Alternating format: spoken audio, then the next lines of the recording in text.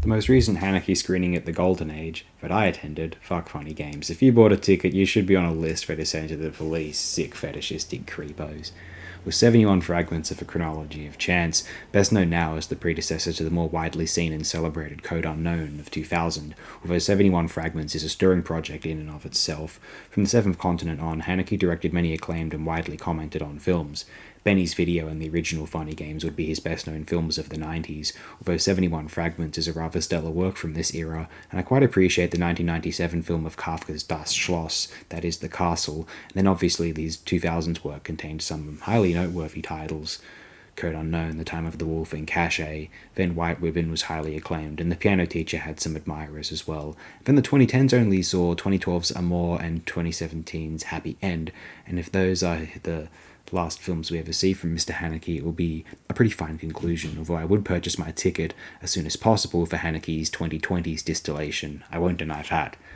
All building up to a specific moment, 71 Fragments is clever in how and what it chooses to focus upon prior to the violent actions within a bank, as opposed to the terminal time, the never-ending road of Code Unknown's ended history, and is one of the better Haneke films to gear a more unfamiliar audience with his priorities.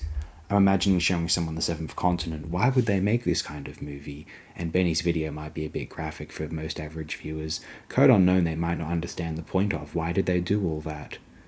Cache they might find compelling but not understand his choice of ending the narrative, if you can call it an ending in a more traditional sense.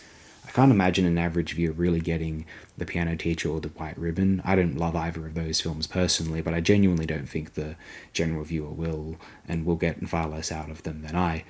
They might like them more but find it too depressing and not their thing in a certain sense. If in Happy End that might actually get they might actually get, perhaps due to its proximity to the current time, the current cultural moment, and that could inform them going backwards through Haneke's other films. Some claimed that Happy End was a bit too on the nose and Haneke just doing his thing in a modern environment, but its execution as a formula and with the symbolism or potentially heavy-handed has helped an unfamiliar audience more than any of his films to learn what he is about and why he might be doing it.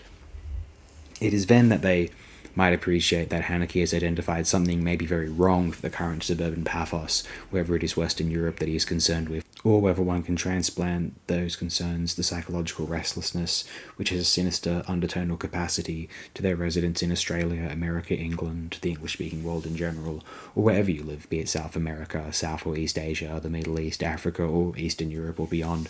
And it could change your life going forward, although some may say that Haneke does not identify anything tangible in the current staple societies, and is simply an ingrate, a restless, elitist artist who is fixated upon punctures and disturbances within a comparatively, especially in the context of our world history, ordered and safe, routine-centric environment, and that him finding such an opportunity for celebrating or depicting its disruption or alleging to reveal its inner, more sordid tendencies is a rather juvenile and unwise or even profane and even unimaginative act, and that people ought to appreciate this world we live in as dull and banal as it might seem to us who are bored and used to it and find it painfully predictable and undeniably monotonous.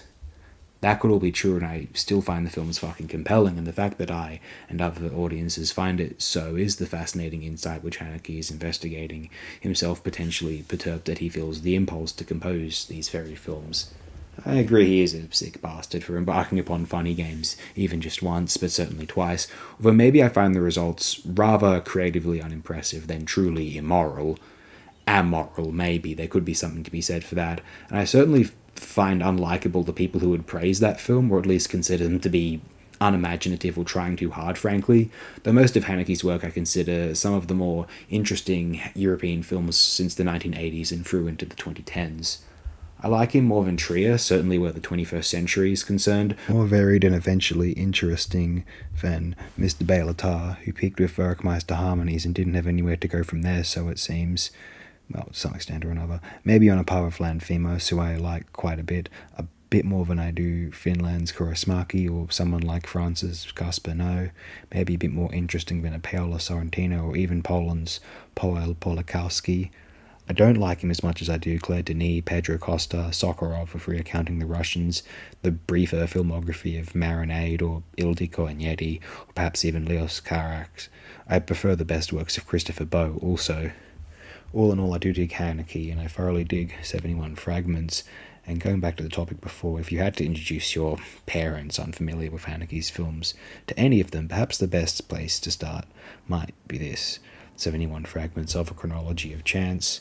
To briefly rank the Haneke features, both were either funny games at the bottom, Piano Teacher next maybe, then White Ribbon perhaps, then maybe The Castle, then I'll play some more I think, and then I'll pop in Happy End. After that I may place 71 Fragments here, followed by Time of the Wolf, Benny's Video, Code Unknown Cache, and then Seventh Continent as my overall favourite.